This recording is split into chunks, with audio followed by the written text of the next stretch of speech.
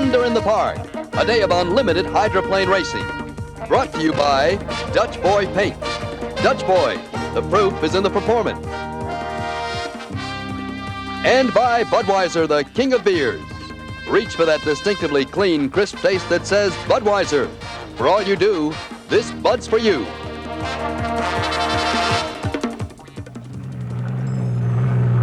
You're looking at action in the pits as the crews are busy preparing these boats for the final race of the day.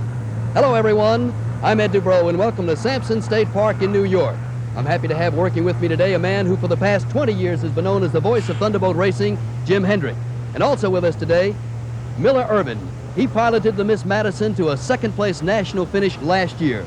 Mill and I have to wonder, we've had bad weather all week. The boats have not had much time on the lake. Could this have an outcome on this championship race? I really don't think so, Ed.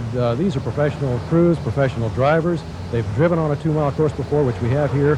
And based on the previous 2 heats, I think we're really looking at a super final heat.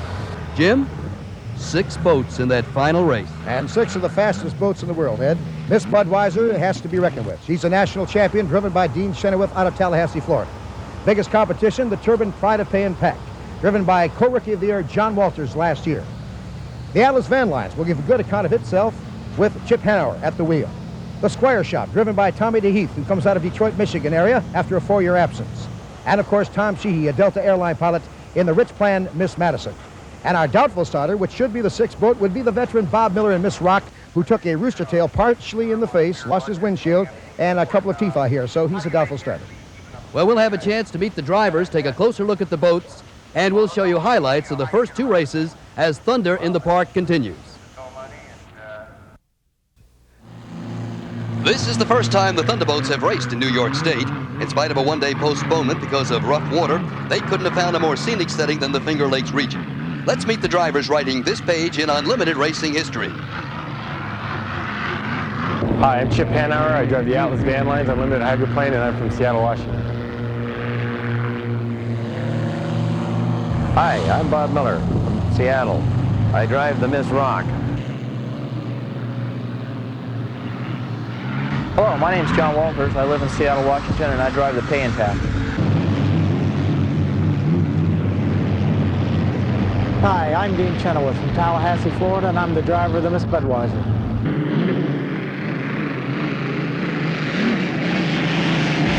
Hi, my name is Tom Deeth from Fairhaven, Michigan, and I drive the Squire Shop out of Seattle, owned by Bob Stile.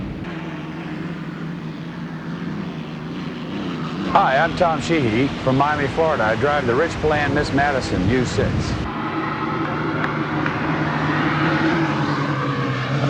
I'm Brenda Jones. I live in Seattle, Washington. I drive the Miss KYYX.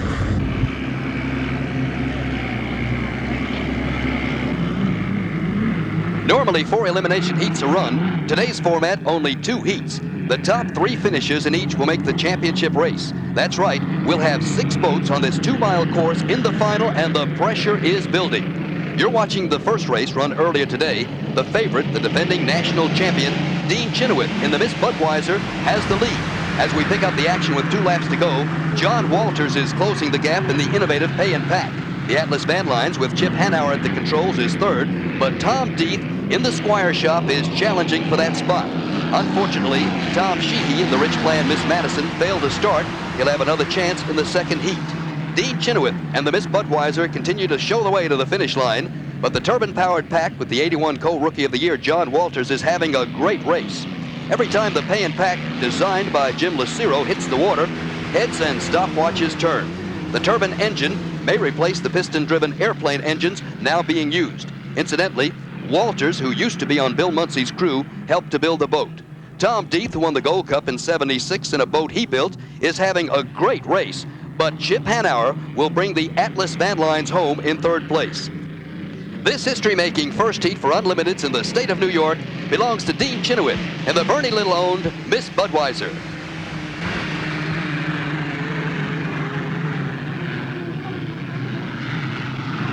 And here comes the man who just made history by winning the first unlimited hydroplane heat in the state of New York, Dean Chenoweth. And Dean, tremendous race. It had to go your way. Oh, thank you very much. This is the first time, on the race course, you say, in full competition. Weather was a little bit lumpy, as we say out there. There's a few ground swells, so it'd give us quite a challenge. Thanks, Dean, and congratulations. Let's go to Jim Hendrick, who's standing by to give you a close-up look at the boats. Well, Ed, basically there are three types of hydros. They're all three-point hydros, but take a look at this one. The driver sits behind the engine. He's sitting closer to the propeller. This is called the conventional type. He's a little warmer because of the heat of the engine, and also, if an oil line lets go, he could get a bath. But he can feel the attitude of the boat better because he's closer to the prop. Now, on the other hand, the other type that'll be racing here today is the cab over, where the driver sits in front of the engine. No oil bath, a lot cooler. He can read the water a lot better because he's up front, but sometimes he could get a surprise on the attitude of the boat because he is so far away from the propeller. An amazingly small propeller, either 2 or 3 bladed, actually propels these monsters in competitive speeds of over 180 mile an hour in the straightaway. And if you notice, just left of that propeller is the rudder, the steering mechanism, if you will. It is off-center for a reason. These boats don't turn right very easily. They're made only to turn left at high speeds. Up above, at the stern, is the horizontal stabilizer. This is what we call the wing. In car racing, it holds the car to the track, but in boat racing, it's a reverse process. It raises the rear end lighter so the propeller can do its job.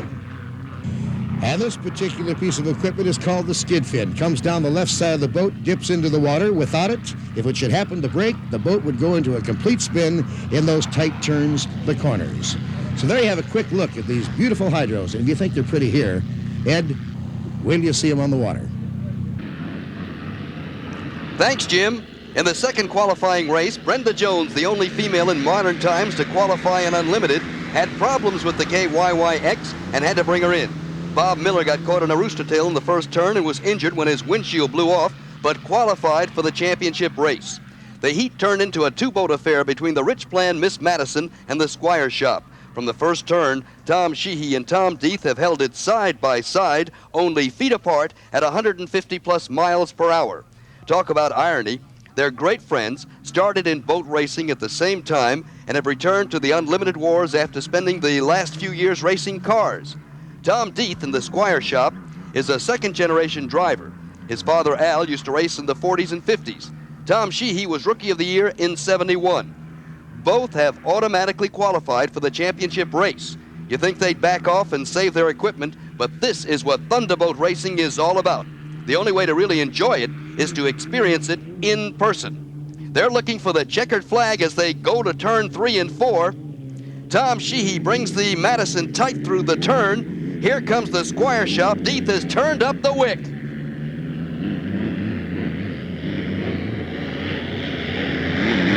Heading for the checkered. The rich plan, Miss Madison, with Tom Sheehy, takes it by the tip of a sponson.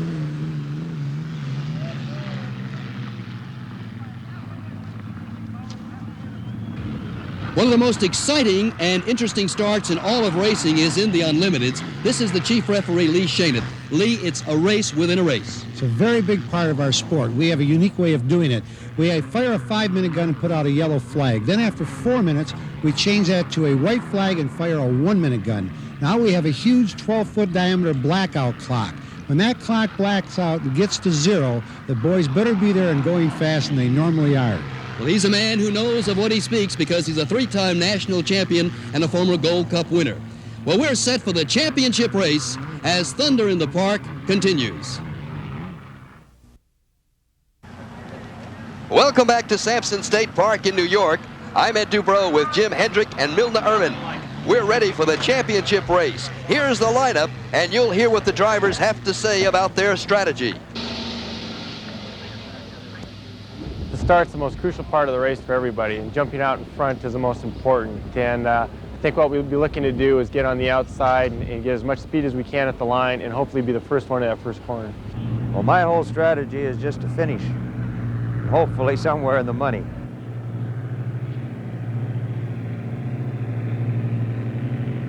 Well, if everything's working real well, a lot of it's going to depend on what the other guys are doing. The Budweiser normally likes to run on the inside lane. I'd like to get to the starting line going as fast as the boat will go and hopefully put some pressure on the guys in the first turn. I think if we can get to the first turn, we have a good chance of winning the boat race. At the start of the race, especially on the final heat, well, actually every heat, because I'll be locked in with the Budweiser, the Atlas van lines, the Pay'n Pak, and the top 5 boats in the heat in the Squire shop. Actually, I'm looking for the Budweiser to go for the inside lane because he drives very well inside, and right next to him probably the Pay'n Pak because they like to corner. So I'm really looking to slide out into the 3rd lane coming down on the start, and I'd like to ride on the hip of whoever's going into the first turn, either first or second down there. That'd be the Budweiser, the Pay'n Pak, the way we've got it planned out. Well, as a general rule, we like the inside position. We feel that's the shortest way around the course, and to our boat, it's the best lane that we can choose. My strategy at the start will probably be to try and maneuver the Budweiser out of the number 1 starting slot. He likes that spot, and really it's more fun for me to jockey around before the start, because if you can move some of these guys out of their standard positions, it gives you a little better run at the clock, and whoever makes that start first is the guy that's going to have the advantage getting into the first turn, and that's where the races are usually won and lost.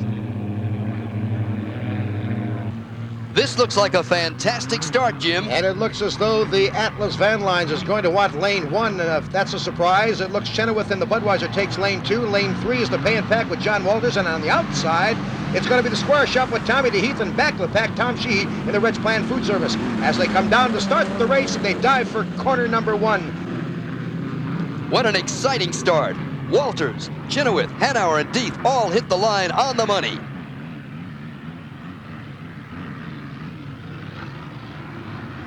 Starting down the back chute, it is the Pay'n Pak Turbine with John Walters. And then the inside, lane 1, Chenoweth in the Budweiser starts to give chase. Little out of attitude was the Pay'n Pak, and here comes Chenoweth on the inside. He may take over the lead before this half a lap is over, and he does. Chenoweth, Milner, looks like he's burbling. Looks like there's a little smoke coming out of that left bank. Jim, there's a lot of smoke coming out of the left side of the engine. Looks like he might have lost 1 or 2 cylinders there. If that's the case, look out, because the Pay'n Pak with John Walters on his hip, and then you can't see him because he's in the rooster tail. There he comes. He's coming off of corner number 4. They come down to complete lap number 1, and Chenoweth does have a problem. Look at the puff of smoke coming off that engine. Chenoweth may be limping, but the Miss Budweiser still led the first lap. John Walters was a close second, and Tom Deeth has the Squire Shop in the thick of it. The Atlas Van Lines has lost power, Jim. Chip Hanauer may have gotten wet in that first turn. John Walters probably saw the smoke from the Bud. He's turned up the wick. As they come now halfway down the back chute in lap number 2 with about a 6-boat length lead, it's the Pay'n Pak with John Walters, the Turbine, out of Seattle, Washington, owned by Dave Herrensberger. And he's riding pretty good there, Milner. Whoop, I spoke too soon. He's getting a little bit light, Jim. I'd sure like to see the boat settle down a little more than that. And right now, even though Dean Chenoweth is having a little trouble with the Miss Budweiser, Jim, he just won't get off the throttle. No, it's a go or blow situation. This is for all the marbles. The checker flag is waiting, and they've got about 3 more laps to go, and this race will be history. As we've completed lap number 2 now, they're running over 120 mile an hour. This turbine engine, Milner, is out of a helicopter. That's right, Jim. That's a Chinook helicopter engine, and it is really turning on right now. Look at him go down the back straightaway. He looks like he's got good chute speed, but right now, every once in a while, you'll see his front end get a little kitey, a little light. Of course, that is a light boat to begin with. Well, he's beginning to run into some of the chop from the boats that he's catching up to, and it's getting a little light down the straightaway. We asked young John Walters what he'd do if he was leading with a couple of laps to go. Well, if I'm leading the race with just 2 laps left to go, I'm going to continue to do the same things I did in the first 3, because obviously they were the right things to do. So hopefully, if everything goes well, we should be leading with 2 laps to go. He's last year's co-rookie of the year, and he builds boats and had a big hand in building the pack with Jim Lucero. Milner, he's a confident young man, but with everything going his way for that first win, do you think maybe he's getting a little anxious? Well, I think so, Ed. He always are waiting for something to happen, and when you get closer to the end of the race, you begin to wonder if you're going to make it. Right now, gentlemen, the Pay'n Pak is leading with the Atlas Van Lines returning to the pits. It'll be the Budweiser and then the Squire. Miss Rock did not start. She went dead just before the start of the engine, so we're down to 5 boats. Now down to 4 boats as the Atlas Van Lines has returned to the pits as reported. As he comes down the back chute now, he'll take the green flag, showing 1 more lap to go. And on lap number 3, he had the fastest competition lap of the day. He's clocked in at 1:24.7. That's moving pretty good on rough water, isn't it, Milner? It sure is, Ed. He has really got it strung out, and I think the boat is perhaps running better than it's ever run before. Jim Lucero is probably smiling in the pits. Well, right now, I think Milner will agree. Being a driver of Second Point National High Points last year, he knows now as the green flag is taken with one more lap to go, less than 2 miles, that the driver and the crew chief start hearing little gremlins. Is the engine running quite right? Right or wrong, Milner? That's right, Jim. You're always wondering and waiting for that clink that means that you're not going to finish the race. Looks strong down the back chute. I don't see anything wrong with what he's kicking up right now. What about it, Jim? Nope, he's all right. He just gets out of attitude a little bit. They've been working on the hull. It is a new boat. It's a new innovation that Dave Ahrensberger has come up with Jim Lucero, the crew chief and boat builder. Half a lap to go in this race's history. Thunder in the Park here at Seneca Falls, New York on Seneca Lake as he comes down to corner number 3. Second place right now is the Squire Shop has had a problem. The Squire Shop has had a problem. It's down in the water. The Squire Shop has cooked an engine. He's out of the race. That's going to put the Rich Plan Miss Madison in second place if he can hang on. Gentlemen, we're seeing history made. John Walters has driven the Pay'n Pak to his first victory and the first time a turbine-powered boat has won an unlimited race. Congratulations to owner Dave Ahrensberger. This will be his first win in 7 years.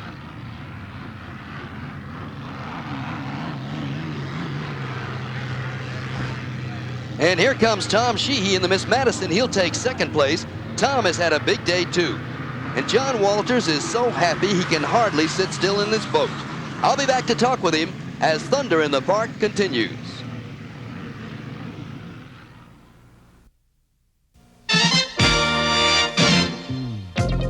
This Bud's for the guys who make our engines purr like a kitten and roar like a lion. This Bud's for you.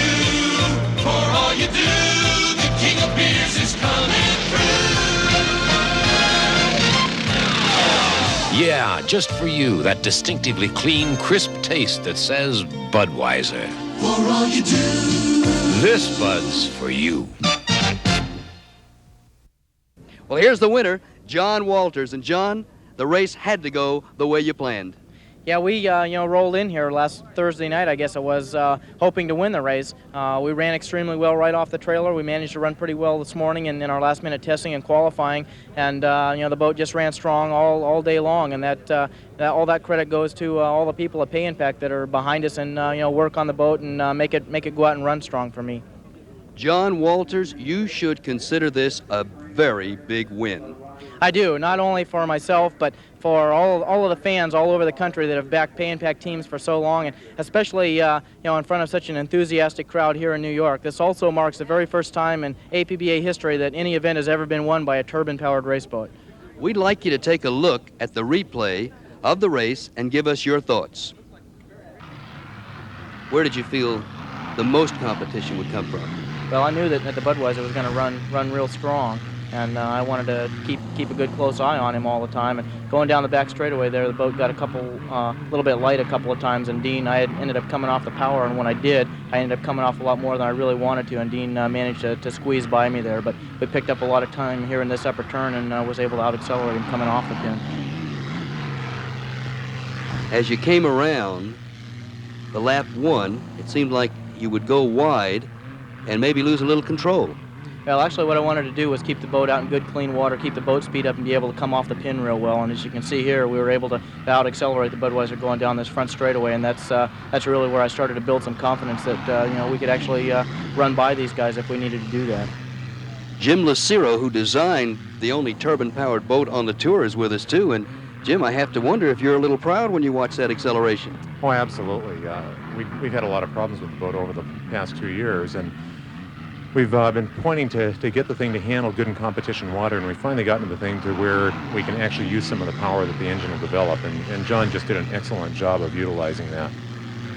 I think that has to be the key, is the type race that John drove. As we get ready into the second lap, were you thinking ahead? Yeah, for sure. I knew I wanted to keep the Budweiser behind me, keep a good close eye on him, and it was plenty rough out there. The boat was banging me around pretty good, and I just wanted to keep it out in good, clean water, not get in any trouble. And I figured later on towards the end of the race that we were going to start coming up on some boats pretty fast, and I didn't want to get caught in any traffic and give those guys the advantage. John, when you're out there driving, how far ahead can you actually think when you're going 170 miles an hour? Well, I guess the faster you go, the faster you have to be able to do that. And I'm kind of planning my strategy, especially in the turns and that, a long ways before I get there. And even before that, I pretty well made up my mind when I got in the boat what we were going to do at the starting line. And if that didn't work, I had a second plan of attack all lined out. So we were pretty well prepared going into the race. Could you feel that the boat was running that strong? Yeah, I could tell, that we were making good power and the boat was handling fairly well. The only thing that I had any concern about at all was going down the back straightaway. There's a lot of rollers out there and the boat tends to get set off a little bit. But everything just worked real well for us and we managed to hang in there and win the boat race.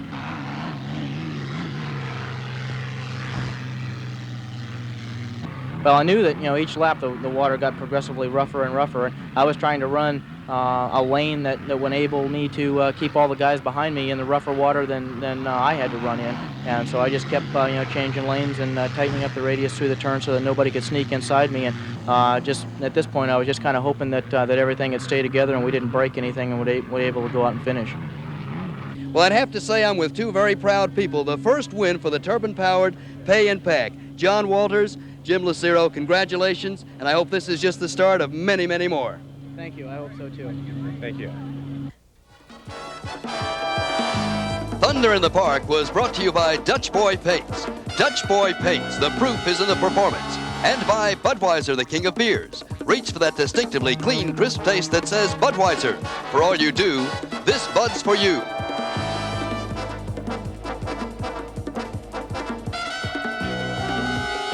Special thanks to race director Dave Ward, Unlimited Racing Commissioner Fred Alter, and his assistant Sam Cole for their help.